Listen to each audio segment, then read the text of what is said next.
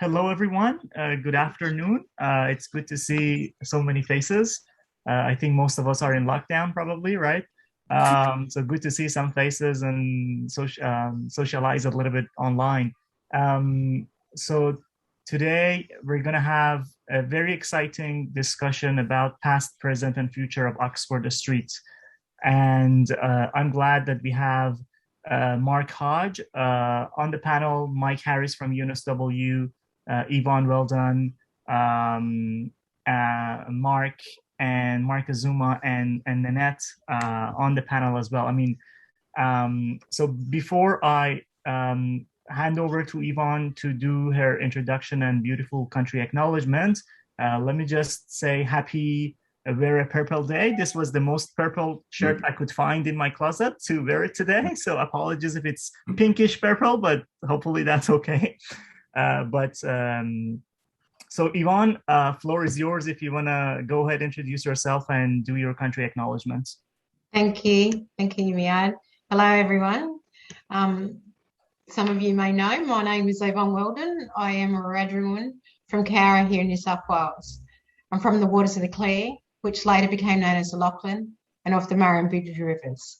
I am the elected chairperson of the Metropolitan Local Aboriginal Land Council, while the Culture Authority under the Aboriginal Land Rights Act for the land that I'm on. I'd like to pay my respects to all elders past and present, to all First Nations and to you and the many nations of lands that you're on today. Where Oxford Street stands, it is the land of the Eora Nations. The boundaries of the Eora Nation is the Hawkes River in the north, the Nepean in the west, and the Georges River in the south. On behalf of the Metropolitan Local Aboriginal Land Council, the elders, and the members, I welcome everyone to the land of the Gadigal. I acknowledge the Gadigal people and also the people of the lands that you're on, whose spirits and ancestors will always remain with these lands, our Mother Earth. Across this beautiful continent of ours, there are hundreds of nations, tribes and clans existing here for over 60,000 years. The First Nations of this continent are the most diverse, resilient, unique and sustainable people on the planet. We are the oldest living culture of the world.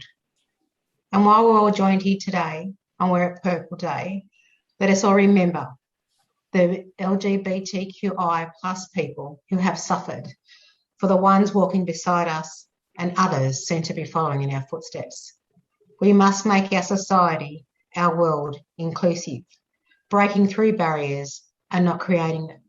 Together, we can bring about positive changes to multiple generations, starting a healing to the past generations by declaring what should not have taken place, to the present day generations giving us hope and creating a future for the next generations for everyone in this country.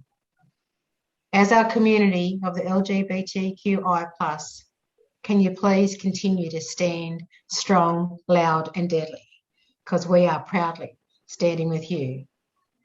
Continue to make the difference to the society for all of us, because we can walk together, because we do. So let us all draw upon my people's spirits as we continue on our journey. May my people's spirits walk with you and guide you as we strive forward for us all. Again, on behalf of the Metropolitan Local Aboriginal Land Council, welcome to Gadigal land. This always was and always will be Aboriginal land. Now, thank you. I'm so happy to be here today, and I'm so proud of my team that we've got joined here as well. And Mark will lead this with Miad. Certainly, Oxford Street and what it means to the First Nations, but all nations, and particularly the many that have suffered with the challenges that took place from 78 onwards, that we need to continue to make sure that we have those challenges being met by each and every one of us, to make sure that there is a remembrance of that, but also for the future as we all move together. So for me, I'm so happy that we've got this event and that you have joined us. I think you have an important part, as we all do, to play in making sure that we recognise what has taken place and what we will continue to do so into the future. So I'll hand it back to Miad, and I look forward to hearing the discussion today and the presentation. So thank you. Thank you very much, Yvonne, for the beautiful welcome to country. So before we get started, we dive into the discussion and presentations. Let me first introduce the discussion. Introduce the panelists and the speakers together with Mark. So we have, I'm going to introduce Mike Harris, which I have the pleasure to be a colleague with at UNSW. So Mike Harris is an academic from UNSW. He's from the Faculty of Arts, Design and Architecture, a School of Built Environment. He has quite a diverse range of experience working in Australia, Europe, and the US, covering a wide range of project types and scales, such as precinct planning, a big picture city planning, and I think his expertise in that area would be quite useful and helpful for today's discussion on how we envision the future of Oxford Street from that urban planning perspective. Mark, you want to go ahead and introduce yourself and then introduce Mark and Nanette? Thanks, Minette. Yeah, my name is Mark Hodge. I'm part of the Unite team. I've had a long involvement in Sydney. I've lived here for more than half my life. I've been here for over 30 years now. For those of you who don't know, I was a professional dancer. I grew up in Adelaide. I moved to Melbourne. I was with the Australian Ballet Company, and we used to come up to Sydney all the time. And Sydney was the place to be. Conservative Adelaide, nothing ever happened. Melbourne always had this amazing culture. Sydney was just the place to be, and Oxford Street was always known as the place where people could be accepted. They could be who they were, do what they wanted to do, with great arts and entertainment along the strip. And two of the people that I've invited along today are part of that. I've known Nanette and Lee, Nanette's business partner, for a long time. Nanette was part of that in Sydney. We spoke about this the other day when I asked her to come and join us. Nanette Theakstone, for those of you who don't know, was one of the owners of the Albury Hotel, which was iconic not only in this country but all around the world. People all over the world used to know of the Albury. They used to know of Lee and Nanette and what they did for the community and what Oxford Street was. I think maybe Nanette, you could just give us a little bit of an insight on what that was like back then. Mark, turn off your microphone. You can speak now, Nanette. Yeah. It was probably in 79 that Lee had phoned me during the day and told me he was going to have a dinner party. And he was really happy about this dinner party, but he didn't bother inviting me. So when I was in Melbourne and I had retail shops then. So when I hung up the phone, I immediately booked a flight to Sydney, and I had to walk up and down Oxford Street for a while just so that I could crash Lee's dinner party at 8 o'clock. So at 8 o'clock, I rang the front doorbell. He lived in Underwood Street, Paddington. And as he answered the door, I pushed him aside and ran in and sat at his place at the table. And they were all his gay male friends and just met. And it was at that dinner party that we talked about having somewhere for gay people, because most of it there was a couple of hotels, but most it was home entertainment. And about 18 months later, Lee and I sold my shops and came to live in Sydney, and Lee and I opened the Albury, and we were there for 20 years.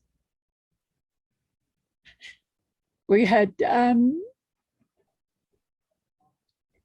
very happy times. Yeah, we had very sad times with AIDS.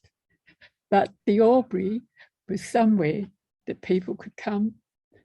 And, Lee was the person that kissed everyone and made everyone laugh.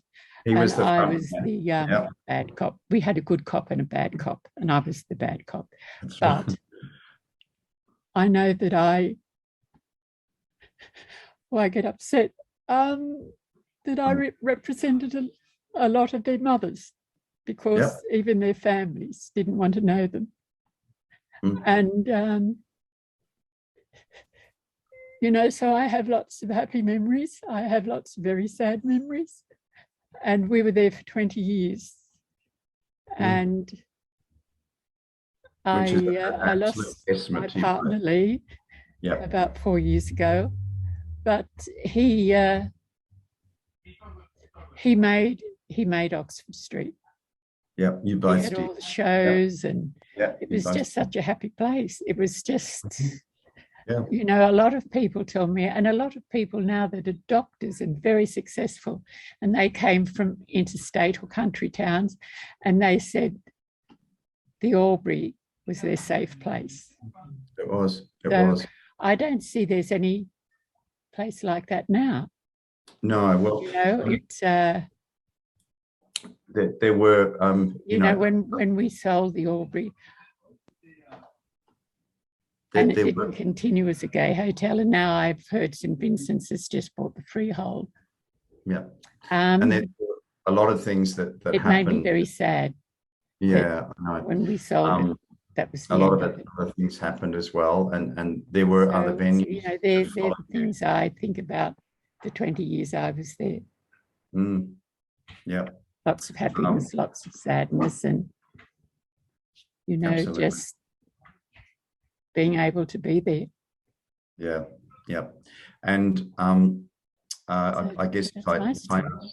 yeah, I know it was a pretty amazing time, and I remember those days. I mean, I never worked at the Albury, but I used to see, you know, the amount of people that would come in and perform in the piano bar, cocktail bar, the shows that would happen behind the bar, and it wasn't just gay people that or, you know, SGLBTQI community. It was everyone from all over the country, all over Sydney, all over the country, that would come to see the entertainment and come to see the vibrancy.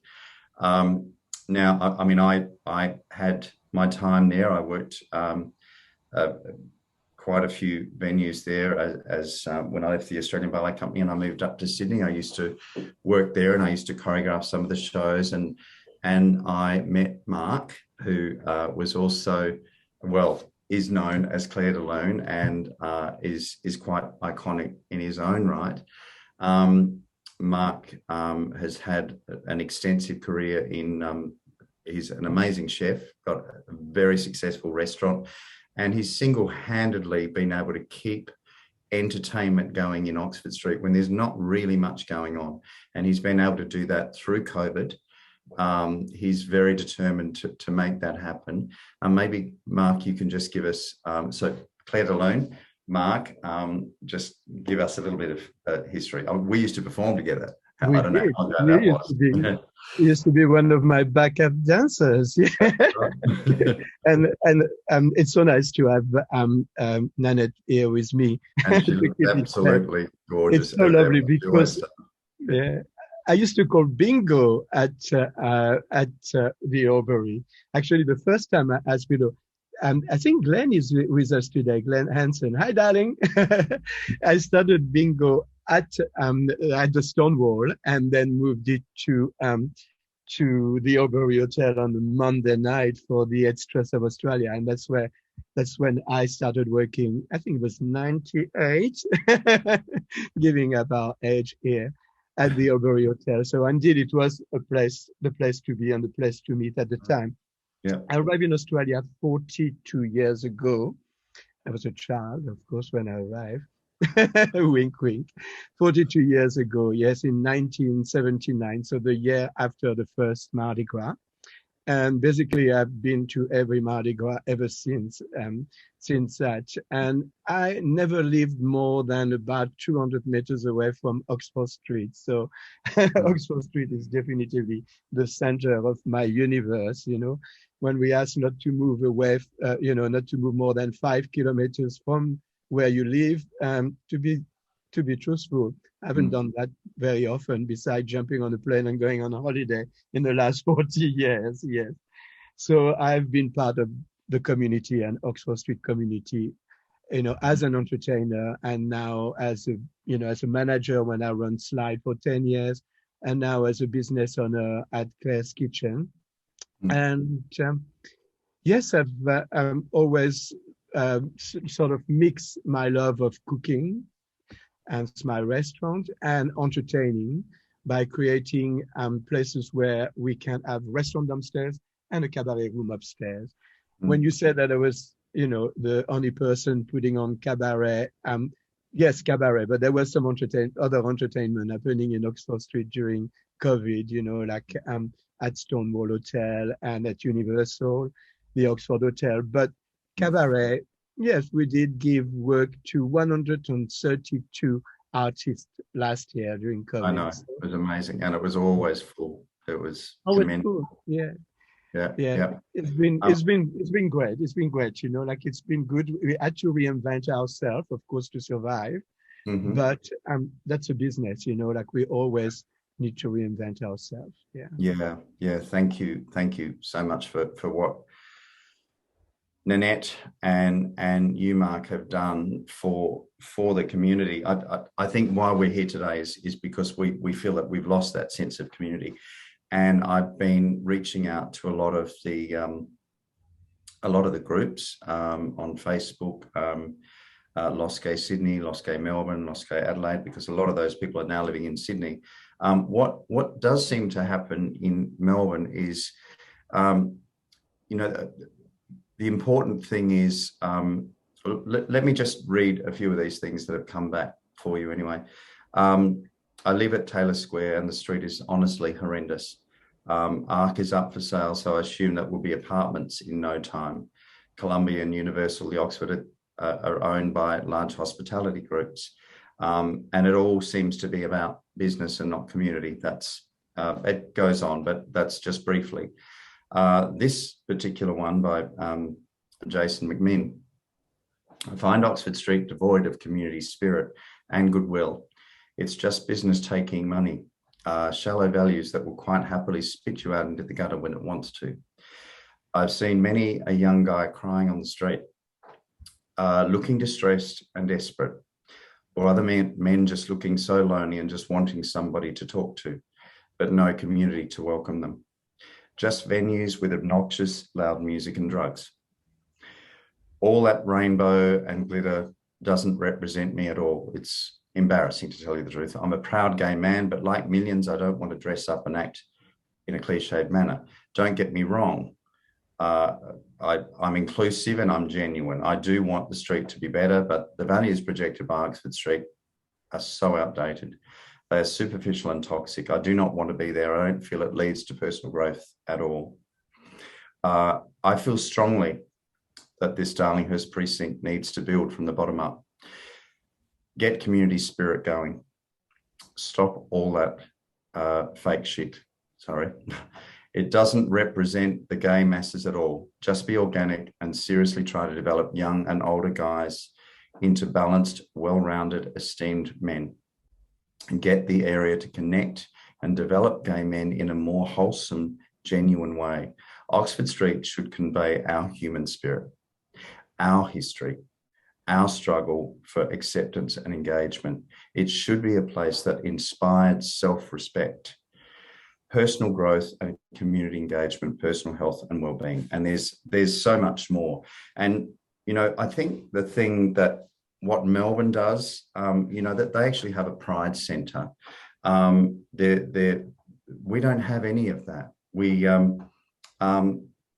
everything that happened in 1978 when they stood up to have what we have now, the younger generation never experienced that. And I think we need to create people like Nanette, like Mark, people that have been and lived in that. We need to create a team of people that we can go to and say, hey, what do you think should happen? We need a homage to what those men lived through, men, women, all of us lived through, and the younger generation need, whether it be a museum or a point of reference to why we are here, where we are today, and we have gay marriage and full acceptance. And that's really, I think, what this meeting is all about. So Miad, would Yes. you like to? Yeah, I think, thank you very much, Mark, and the other Mark and Nanette. I think it was a very engaging and what's the right word to use? The history of Oxford Street has beautifully pictured, I would say. And maybe Mike Harris, maybe, I mean, we heard about some of the things from people who have had a close relationship with or interaction, I would say, with Oxford Street. With that in mind and with that background, it would be interesting to hear some of your thoughts, some of your past work in terms of how can we capture this historical identity, this special identity when it comes to urban design, when it comes to architecture. What can we do to capture that element in its right way? I think you're on mute, Mark, if you want to unmute and start. Well, firstly, thanks for having me along today. I feel really kind of privileged and humbled to be invited. And I guess, yeah, I'm here to come from a kind of an urban design, public domain professional perspective. I should probably give away, though, that I have lived in the area for a long time on Gadigal land and Bidgeville land for most of my life. And I do have, I think I encountered Oxford Street as a teenager for the first time, and it definitely opened up a whole new world to me that I'm very, very fond of. And I live close by now. So I kind of do have at least a tangible kind of relationship with it too. I kind of go through it, but yeah, I don't spend a lot of time on Oxford Street at the moment because it doesn't kind of yell out to do that. But this question of how can architecture create this stuff is really bloody hard. Because I mean, even with the government strategies can do things, plans can do things. But essentially, communities that grew in places like Oxford Street, was, as Mark said, it was bottom up. It was, it was very personal, and a lot of things come together at particular times, and people do certain things.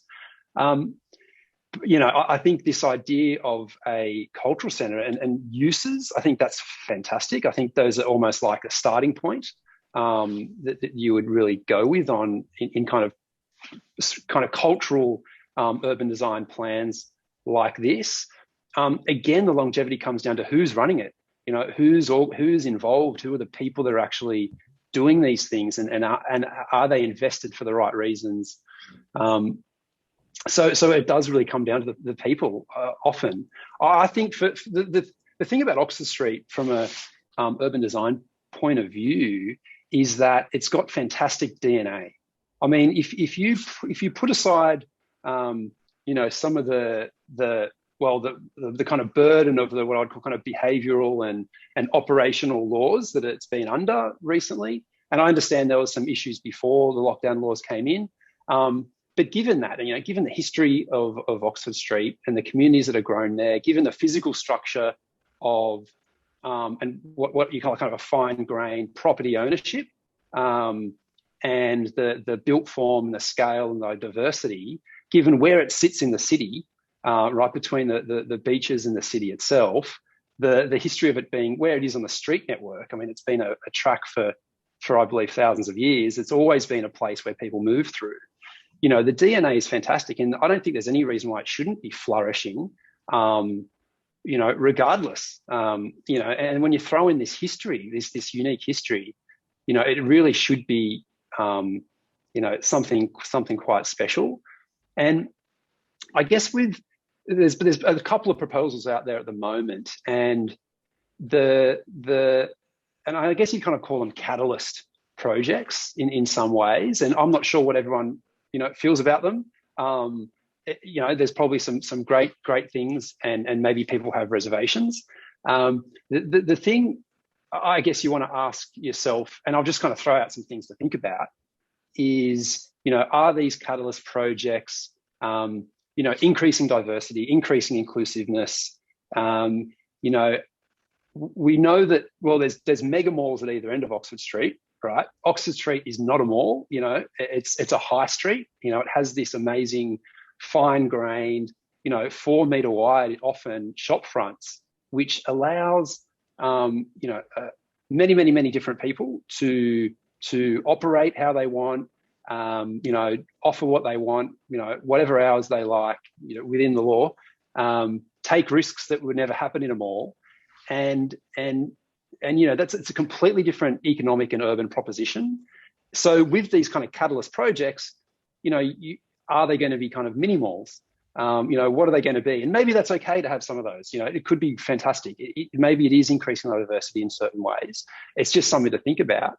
But again, it goes to what's the role of those individual projects in the bigger picture of what you want, the direction that you want Oxford Street to go in. Do you have examples, Mike, from other cities around the world, like San Francisco or other cities in Europe, who have gone through similar projects, maybe, or have done anything similar for some neighborhoods that have historical identity, like Oxford Streets? Look, I wouldn't probably draw on very specific examples, actually. I mean, because they are so individual. I mean, one thing that some places have tried to do, I know an example in Copenhagen, but again, it's more of there is an old street where it's done. There's a new street where it's done, and an older street where they formed cooperatives of business owners and in some cases landowners, and they, in this case, they did turn in the street that I'm thinking of. It kind of fell into a bit of a drug dealing street. All right, after it had an initial phase of nicer edginess, perhaps. So the owners and business owners got involved, created a cooperative, and they organise themselves and have certain objectives that they outline, and then they actually talk about what type of other businesses that they would like in the area that are complementary, or that add things that aren't there at the moment. So that's one structure that you can set up. I mean, you're probably not going to get every business owner along Oxford Street if you went in that direction, but you might get a kind of a critical mass. And the only kind of on the flip side of that, it can become like a little cabal, where you get people being not maybe not as inclusive in the end. It's like a body corporate or things like that. But that can be a strategy sometimes to form a community that do have shared shared values about the direction that they want that street to go culturally. Great, thanks. I mean, do you still want to go over your slides, or you think you're good with this discussion going on? Look, I kind of I touched on, I think, a few of the things maybe just the discussion. It's probably good just to chat, maybe, okay. And have an open discussion. Sure, I mean, the only other thing I was going to mention, if I can remember right, was that there was the cycleway proposal is another proposal. I think that's a positive thing, because what that will do is basically add a layer of life that doesn't exist at the moment. And what the other thing that does is it effectively increases passing trade. So, people on bikes should probably be considered more like people walking than people in cars. You can kind of stop on a dime, jump off and walk into a shop. You're very engaged with your immediate environment. It's a much more engaged, you're engaged with the people that you're next to and the people that are around you. It's also removing a lane of traffic, I believe, and that's another thing that Oxford Street probably suffers from, is lots of cars that probably drive very fast. That's not a nice environment. So anything that probably decreases that, slows cars down and potentially has less cars and more space for people walking and potentially riding bikes is probably a good thing. The only thing about the current proposal is that it's running down the middle of the street, and I would suggest that you want it curbside, where it's actually engaged with the life of the street, and people can, they see something, they can stop, jump off, leave their bike, walk into a shop. The other thing is you see people and it's a delightful thing. Anyone that's been to cities where a lot of people ride bikes, it can be a beautiful thing. Couples riding a bike, holding a hand. When you see that stuff, it kind of, you can't help but have a smile on your face. And you can bump into people and talk to people and you engage with people. So I think that idea of having people riding bikes on safely, on Oxford Street would be a good thing. Great comment. Great. Thank you very much, Mike. Back to you, Mark. If you wanna, maybe let's have Mark and Nanette talk about what do they think about the future of Oxford Street. I mean, how do they envision it? Mark, Fleur, you wanna go?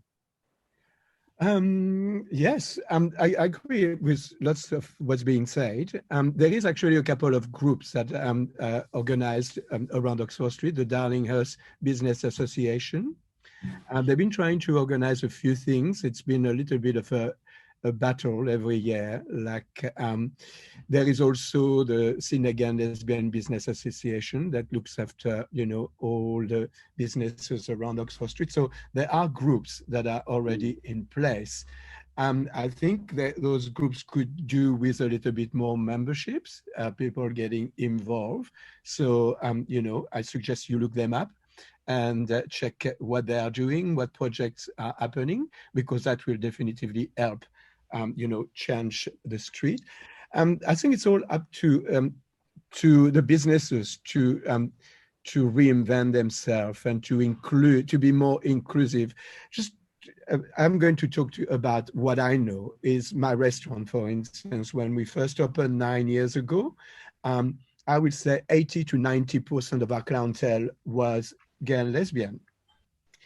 And over the year, it has changed, and it's now probably a third LGBTQI plus, a third older, people that live in Darlinghurst, and we have also a very big Asian clientele. So I think businesses need to open their door to more people. I talk to a lot of young people, and young people actually don't feel that they need a specifically gay and lesbian pub or bar or restaurant or nightclub to go to, because they are now a lot more fluid with their sexuality and therefore mix with all their friends. So that we need to actually think about that. You know what I mean? We need to, as a business, we need to think to be a lot more inclusive.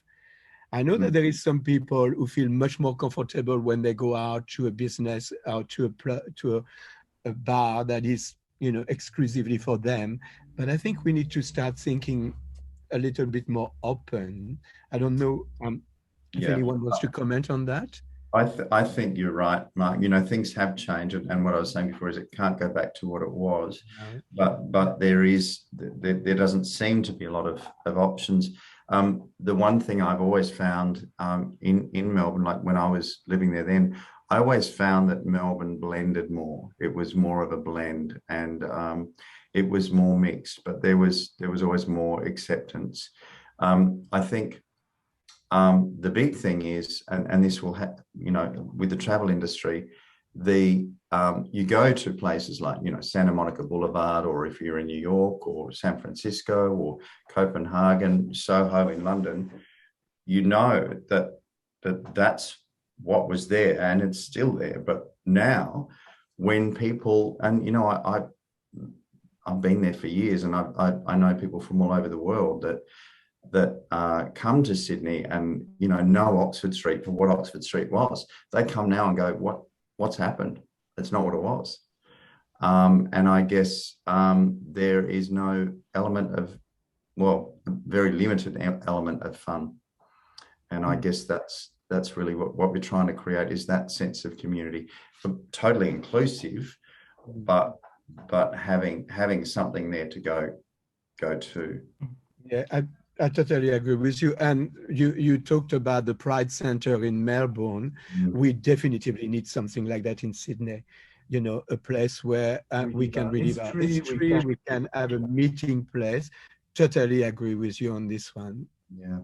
Yeah, thank you. How about I think it's it's a good time to open up the floor if there's any question or comment, if anyone else would like to add from the audience, not necessarily panelists. If you want to share, if you have an interesting story to tell from the past or present of Oxford Street, or if you have an interesting idea about how its future could look like, I think we would love to hear that. I think you can just unmute yourself and say if there's anything. Hello, I've got something to say. Kieran, yes. Hi everyone, my name's Kieran. I've been just started doing some work with the Unite team, but I also have a really close relationship with Oxford Street. I've been going there since I was a teenager as well. And I guess just hearing about like the Albury Hotel and what that created as a community space is similar to, I suppose, maybe what the Imperial Hotel has in Erskineville. Just after the lockouts came in, I started a Friday night weekly party there, and it was a really long process to get that up and running. And I guess the main kind of concern coming from the venue was that as a straight person, that would I be alienating that community? And so there was a lot of planning and a lot of, I guess, brainstorming and strategizing around how we could best make that event an inclusive place for everyone. And so I guess my kind of question to, all of you guys who have a lot of experience in that field is that as Oxford Street starts to, as we come out of this lockdown and, post lockouts and things, what can operators be doing to kind of best encourage inclusiveness between, all members of the community when it comes to socializing and nightlife? So I don't know, maybe one of the Mark or Nanette or Mark yourself. Actually, can I say something? Like, I noticed that Glenn Hansen was on the was watching.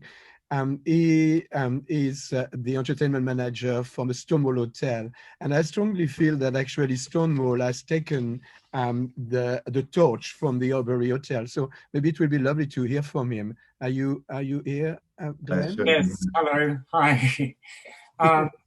Yeah. I mean, it's been a hard slog, definitely. I mean, I remember the days of performing at the Albury as well, and performing with Mark at Stonewall. Yeah, absolutely. And to see the changes over the years, and I mean, to us, it's been at Stonewall has been as much as keeping the community get together as we can, and supporting charities and doing that same work that we used to do back in the days of the Albury and the early days of the Oxford. And there still is, from having Stonewall, that need there of people coming in to watch performers or to feel like they need a home. So many single men or older men that come to the bar every day that it's open because it's their community, it's their home, and they need that connection. We've all had this family connection, and although, we have fought for equality and we can go to any bar and any club, they still have that need for Oxford Street, and even young people first coming out. So I think that's why it's important for us to keep that culture and to make Oxford Street known as the gay hub still when people come from overseas. This is a gay area I'm walking into, like you said, San Francisco and New York City. I was over there for World Pride in New York. It was like the whole of New York had turned gay. But the areas, in Hell's Kitchen, and you automatically get that sense of, I'm part of this community. One of the big things also, Glenn, is so many women feel safe going to a gay venue. So many of them. And that, I think it's important. I think it's important to recognize that. We used to be quite segregated and have, lesbian bars and gay bars. And there's not that many girls' nights around anymore. And what I have found that has integrated is that more of the lesbians are now coming to Stonewall than ever before. And people are, you've got all sorts, and you've got, straight people, gay people all mixing together. And you still have the gay men that are like, oh my God, I can't believe these straight people are in here. And we really need to reinforce that, with us wanting to go anywhere, they can come anywhere as well. And we are part of a one community. You know, they do want to see shows and entertainment and just have a good night out. And like you said, a lot more girls are now feeling that they can be in the bars with the gay boys and enjoy themselves and not have to have a girls' night or a boys' night. Yeah, true. Can also applaud Glenn for single-handedly running Pride Months every year for the last how many years have you done that? Thank you. Thanks, Mark. Congratulations. Yeah, well done. Can I say something? Yes, go for it, Robert. Well, what's happened, I think, is that the property industry has run out of sites in the CBD, and now they want Oxford Street. So massive amount of money is being poured into Oxford Street, and the property industry's there, the community's there, the council's in the middle, and the current council is siding with the property industry. So the community has no input into how our street will look. And that has to change. We have to be at the table of the huge developments that are about to occur. The whole of the north side is going to be rebuilt without any real community input. Kinsellers, the courthouse, who knows how that's going to end up. But the big company that's bought that has spent $100 million. So you'd think they have grand plans, and the community has not been involved in any way with that. So if Oxford Street is to continue as a community hub, and you know, we can see the passion here and the passion is everywhere, people want that, then we need a place at the table, and somehow Yvonne and future councillors must include the community in the discussions about how Oxford Street is rebuilt. That's right, Robert, and that's a lot of those comments are coming through about exactly what you're saying. Yeah. Thank you for that comment. We certainly, as a team, we're very concerned about those very issues, and we're certainly committed to ensuring that real engagement and a true engagement is happening, Robert, with the local community. We are concerned about how it's not taking place in a meaningful way. And there is also a priority that we have identified that we would like to have a committee that from LGBTQI plus community, because this is a part of their this is their hub, and yet council is making decisions with other parts of government and other parts of industry, but not speaking to the very people that it impacts the most. And you know, I mean, we're seeing this in all parts of council business, and that's one of the things that Unite for Sydney is actually about that transparency and engaging and truly engaging in a way that is inclusive. It's not about excluding those that it impacts, it's actually make sure that we are including the very people that do have a vested interest, not a financial one, take it away and live in their own environment. It's actually about how we can continue to live here and exist as a community together. Which includes affordable housing, of course. Exactly. So all these new plans involve boutique hotels. Like there are 4 boutique hotels being built on Oxford Street, but no affordable housing. So that has to be addressed too. But thank you very much, Yvonne. Well, I've said enough now. Thank you. Gary, Could I just? Sorry. Maybe just if I could just chip in there, because definitely.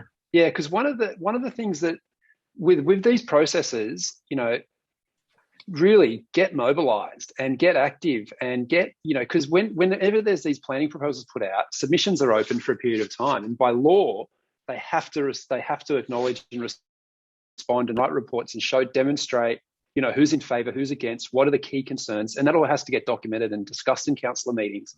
So the more people that are writing submissions, personal submissions, and getting involved and talking about this stuff and communicating it in the media and amongst different communities, you know, that actually can make a difference. And I would suggest getting together and getting a few key things that are really important to you to negotiate with. Like if you know, affordable housing, why can't 10% of, I mean, I know there's also some people are worried that, you know, they don't want it to be housing, because, you know, that might then just be a change in another way. But if there is going to be housing, certainly there should be affordable housing. And there's no reason why it shouldn't be at least 10% of housing floor space. On global precedent, this is where we completely dropped the ball on rezonings. Even in New York, you know, a rezoning usually comes with a 20% affordable housing rule or law. You have to do it. And developers suck it up and they do it if that's written into the rezoning. And it could be same with commercial properties. So if you guys say that, you know, one of the most important things for us is a centre, like you discussed earlier, then really push for that. And as a group, and as big a group as you can get, you know, make that a key thing that you put in all your submissions, and whenever you're communicating with council. And, you know, why can't, you know, you could say this Toga development, there's a lot of floor space there. Why can't you have it in there? You know, or I mean, the other thing, because the tricky thing is finding a site. You know, where's it going to go? And when you get larger developments happening, there's an opportunity there to really agitate for some of that to be a particular use that's going to be in the interest of the community. Yeah, thank you very much, Mike. I mean, Gary, you had your hand up for quite some time. Sorry for the wait. You're on mute if you want to unmute yourself again. Sorry about that. So we can hear. Let me just see if I can unmute you from my.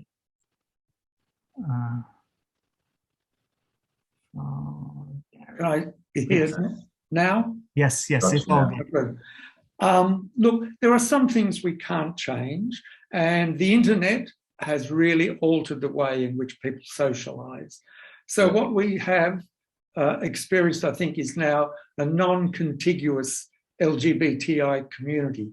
We live everywhere. Socialising is often done by smartphones and things like that. But there are some things we can alter, and I think the idea of the cycle lane is a very good idea. Part of the problem at the moment is cars, you can't park on Oxford Street and get out and go to shop or do anything like that. So a cycle lane where, not in the centre, I quite agree, it's an idiocy to have a cycle lane in the centre, apart from the safety issue, but a cycle lane on a side where people can, as you say, get off and walk around. But the other thing I think, and this I think is borne out certainly by Melbourne's Pride Centre, you need a community centre to refocus the idea that this is, and always has been, and to quote Yvonne, hopefully always might well be, a gay centre into the area into the future. And if we could get a centre set up, even the Pride Centre has said it is partly leading to a regeneration of shops around. People come, they come to the Pride Centre, oh, we might want to have a lunch or a meal or something. We might shop around here. Yeah. So I think if we could push in some way, there is this talk for a queer museum, but I think it's got to be a broader Pride Centre for everyone. And if that can be set up, there may well be a flow-on effect. I think you're right, Gary. I think, you know, in Sydney, where it all started, I'm surprised.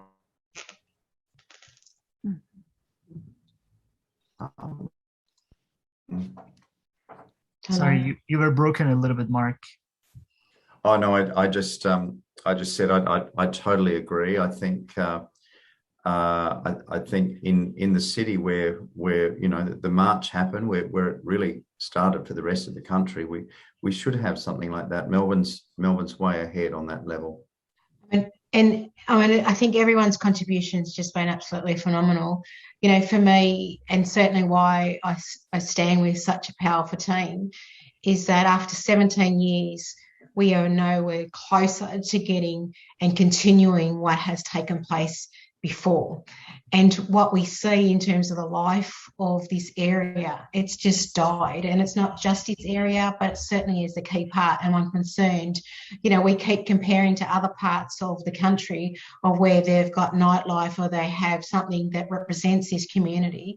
And what we don't have is what we do have in this very first state of this country that came under this last 233 years, and yet there is so little that represents you. You can paint what you like, you can paint on the roads and on the walls, but it comes back to the community, and the spirit of the community is about those very people of that, you know, that Robert and Gary and all are speaking about, is how do we continue to attract, how are we going to stand up loud and proud when it comes to, you know, the biggest event that's going to come here in 2 years' time? Where are we going to be if we don't have anything? And we don't even have the venues to operate to be able to include so many people that would like to come to this beautiful city. It can't just be, you know, the Mardi Gras parades are a wonderful event, and it goes, you know, it brings so many people together. But we need to continue to do that, because at the moment it's dying, and we need to make sure that, you know, the importance of what was shared earlier continues to grow, but also doesn't go away in a way that's forgotten, because it shouldn't be. Otherwise, we're going to have, you know, a new generation of people feeling like they aren't included into our society and into our world. Yeah. So, I mean, great contributions from everyone. Thank you. I mean, let's now put up a question on. I mean, we talked about how we would like to see the future of Oxford look like. But what are the things that we think council could do? Yes, we talked about the Pride Center, but I'm sure there are many different elements that could be thought of to put in place to make Oxford Street again the place to be and the place to meet, as Mark said at the beginning. I mean, I don't know whether Mark, you want to talk about, or Mike, or Nanette, or anyone else want to comment on that, and some of the things that council can do as the local government, other than the things that we discussed? I mean, I think, you know, that there should be, obviously there should be allocated funding, you know, within the budget to be able to work out a plan. I think we should be able to sit down with members of the community. You know, as I was saying before, like people like Nanette, like Mark, like others, and work out a strategic plan of how they think, you know, the Pride Centre should be done. We obviously have to look at a budget and how the City of Sydney could fund that, how we can raise funds to do that. I think that would be a really, really great start to be able to make that happen. Anyone else has got any ideas? Can I just say, before we just, sorry, I just wanted to say that the fact that the council has just grown so much of the stock of the real estate along Oxford Street and yet hasn't made this, that's one of the things that I really want to look into. Why are they growing these assets but not actually allowing the community to access it in the way that the community should continue to? Or, you know, because otherwise it's all just going to be a history lesson of what used to be there. And believe me, I'm living proof of what, you know, my peoples are living proof around what used to be and what we can talk about. But we need to make sure that we make the difference now, so that we don't just talk about it, that it was something of the past, that it continues into our future. So, sorry. So let's hear from Nanette. I think it would be interesting to hear what your thoughts are. I just think that when we talk about Oxford Street 40 years ago, people, because of the situation, it brought them together, and we were stronger then. And as the years have gone by, and the gay people have won a lot of things, gay marriage, and, you know, you can't be refused anywhere and people have to be polite to you. There's not that feeling of desperation as there was 40 years ago. And that feeling brought people together. And now, 40 years later, it's just so different. I mean, the Oxford Street that was will never be again, because the needs aren't there. And I think a Pride Centre could happen quicker, and then you can build on from there. But thinking that you're going to get all those shops along Oxford Street, and I think it's very shabby, it's going to take forever. But like Melbourne having a Pride Centre, and I don't mean a shop front, I mean something quite grand, like Melbourne has. And that would be, you know, like Oxford Street was 40 years ago, it could be Oxford Street beginning again. But if you think you're going to change everyone's mind and people are going to invest, you know, most people just think about money. And can I tell you, when we sold the Albury Hotel, you know why it didn't sell for much? Because we weren't making money. But we closed as we started. The shows were the same. We didn't charge. And, you know, so that was the truth of the matter. And so I just think, you know, we're comparing about something 40 years ago when we've lived through much through then, you know. I mean, it can't be compared. You have to start again. I mean, I guess I think with the Pride Centre. It's similar to what Nanette said, even for, you know, like at Stonewall, for instance, where we don't charge people to come in and people can see you busy. People can see you're busy and think you're making lots of money, but you're not. All that money. I beg your pardon. What do you say? Lots of money. All that money has to come out of a bar, you know. Saying like the internet, when we have no cover charge, all that money has to come out, and people think you're making loads of money because the bar's busy. It's not. No, you don't. But also, never mind, it was a wonderful party. Yeah. But also, sometimes you're happy and sometimes you have money. The rents on Oxford Street are astronomical, you know, and there's so many shops to lease, but nobody wants to pay those exuberant high rents. Lease. No. Yeah. I mean, I see a few comments in the chat box. Giuseppe do you want to say, if you want, hopefully I'm not putting you on the spot. You said you were part of the Creative Spaces program. Do you want to talk a little bit about that, or? He was asking someone who's made a contribution. Street, right? Okay, maybe I'm putting someone on the spot, so never mind. I mean, we're good with the comment. Thanks for that.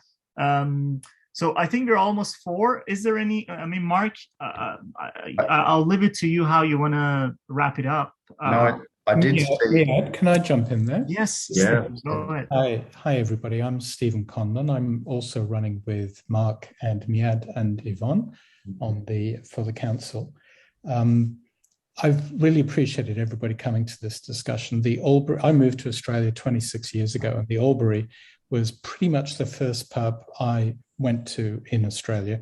I didn't really know the city. I was walking up the street and I heard this beautiful black woman singing Ella Fitzgerald or something. And I went in, and there were the barmen. They were all men, gorgeous, naked apart from gold lame shorts. And I thought, what a fantastic city, right? So I think Oxford Street is a parable for our whole city. And I really miss what it was. I'm straight, but it was just a fantastic time. It was never intimidating, and it was always a fun place to go, and it's lost that. I think we've got a lot of ideas as to what can be done. It is going to require the community to say, this is what we want, and to say so loudly and cohesively and repeatedly, I think. But I think there are positive examples, and the one I'd nominate is also in Melbourne, and it's Swanston Street. Because at the same time, when I arrived here in Sydney, Swanston Street was nasty. It was much worse than Oxford Street is now. It was desolate, it was sex shops and money changers, and that was it. And now it's become, I think, what Oxford Street could become again. There are restaurants and nightclubs and pubs and bookshops stacked high in the buildings. Oxford Street has much of the same bones, and it's a matter of what do we need, how can we get there? And I think the difference is that in Melbourne, they've got the density in the city, which helps in terms of population. So that goes to the affordable housing as well as just adding more people. So I'm not anti-development. It just has to be the right kind of development. But the thing that's missing in Sydney compared to Melbourne, I think, is the sustained, detailed municipal attention to detail and working with the community, working with the building owners, working with the business owners to move things along towards a common goal. So I think, we could say one of the keystone projects is going to be a Pride Centre that will commemorate the Oxford Street of Nanette's time, of the Albury, would allow people to tell the stories of the Albury and other places, but at the same time would be a focal point for everybody to come to. That's what I'd like to see happen, and I hope if we get in, we can help that to make that happen. But what the current administration has done is actually step back from that. I think the city is the freeholder, but it used to actually own and operate a lot of buildings on Oxford Street.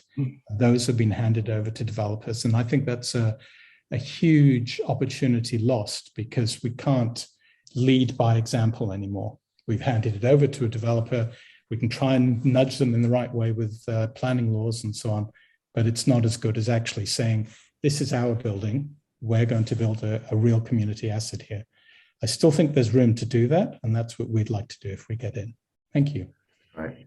I did see Claire Bear put her hand up earlier, and I went to ask. She had her hand up. I don't know, Claire, if you wanted to ask or question or make a comment. You've always got such amazing ideas. Thanks, Mark. I actually just wanted to make a comment further to what the young man, the architect, said. And excuse me, I can't remember your name, but I think it's very important to galvanise correctly, strongly, and quickly, especially with council plans. For instance, I live in Randwick, and I've had to galvanise our whole community against some plans that are going on with the Randwick Racecourse. The only way to do that, right up front, you have to do a letter drop to every single person in that street. So there's some very basic plans and actions that you can take that will get your community together. That has to happen. We can't keep talking about this. You actually have to get down, get on the street level and make it happen. Go and let a drop, go and talk to every single person in those shops, in those clubs, bars, restaurants, and bring it all together. Then you can go to council with a strong plan and a strong action group. Thank you very much, Claire. I think it's 4 minutes past 4, so just for the sake of time, so thank you everyone very much. It was a lovely discussion. Thank you, Mike. Thank you, Mark. Thank you, Nanette. Thank you, Glenn, Gary, Robert, everybody. So very much, everyone. Thank you. Have a great weekend. Thank you. Bye-bye. Thank you.